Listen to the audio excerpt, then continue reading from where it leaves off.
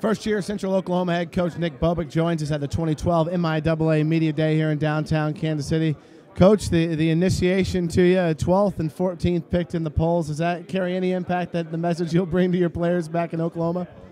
Nah, we don't worry a whole heck of a lot about polls. You know, nobody really knows who we have, what we have, anything like that. It's kind of the same way with us, though. We don't know a whole heck of a lot about everybody else either. This squad was 2-9 last year as an independent. You take over this program, everything's new. New league, new staff, new players. Yep. Give us an idea what Bronco football is all about. We want to establish an identity of tough football. You know, we want to be a football team we got a bunch of kids that are going to do things right, kids that buy into a system. You know, that have football's got to mean something to you to play at UCO and to play at the Division II level. I think that football's got to be very important in your life, and you know, you've got to establish that, and you've got to create a mindset, you know, to what kids are going to expect from you on a day-to-day basis. And when a kid understands that and he knows what he's going to get from you, you have a pretty good idea of what you're going to get from him as well.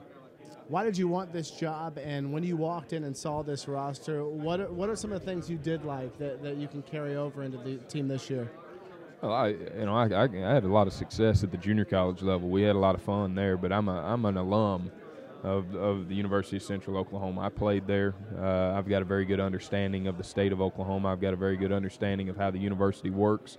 You know, I know, UCO is one of the winningest programs in Division II history. You know, and I know that it can be done there. You know, I've come from a program where we did a bunch of that. You know, we did a bunch of winning, and I know that coming into this conference, you know, it is going to be a building process. There's no question about that. I think the biggest thing that we've got to do is create some depth and establish an identity of who we are, what we are, and how we go about our business. And I think that as long as we're mowing our own grass and worrying about what we're doing, I think that we've got a chance to have a successful football season. And what is that identity? Take us inside your off-season program and what you've been preaching to these kids that you want it done for Bronco football. Oh, we want to have tough, physical kids. We want to have a rugged look to us whenever we come to the football field. You know, whether that's going to be throwing the football, running the football, whatever it may be. It doesn't matter to me. We want to be physical. We want to take care of the football. We want to create turnovers and you know, cut penalties down and things like that. And we're gonna and you got a chance to be successful when you can do that.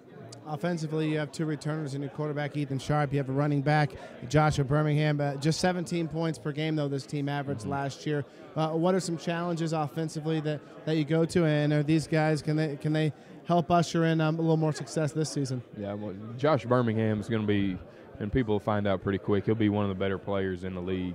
He's an exceptional football player. I was very excited that he was there. He's got 2 years with us. You know, he's one of the best ones I've been around. He's an exceptional player. Can catch the football out of the backfield. Can run the football.